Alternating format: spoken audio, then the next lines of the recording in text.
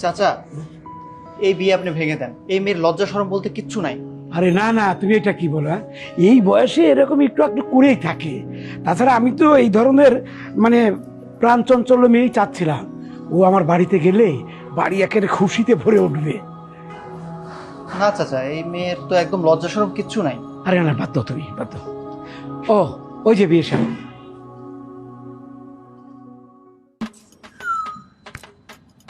এই যে মেয়েকে বিয়ে করতে না পেরে এখন কি মেয়ের বিয়ে ভাঙতে এসেছেন? হুম, এই বিয়ে ভেঙে গেলে পরে কি গুটিবাজি করবেন মেয়ের সাথে? না, তা হবে না। আমি ঘটক ফারুক আসি। ধর মিয়া, আপনাকে একটা কাজ দিছিলাম, সেটা করতে পারলেন, এখন নাটক করছেন। গুটিবাজ সুযোগ নেই। আসছি আসছি। সালাম আলাইকুম বিয়ে সাহেব। বেশেব ভালো আছেন? জি। বেশেব, আপনি প্লিজ কিছু মনে করবেন না। মানে আমার মেয়েটা না একটু বাচ্চা বাচ্চা, শিশু সুলভ। আরে এতে মনে করার কি আছে? আমি তো এরকম শিশু সুলভ প্রাণ চঞ্চল মেয়েই খুঁজছিলাম।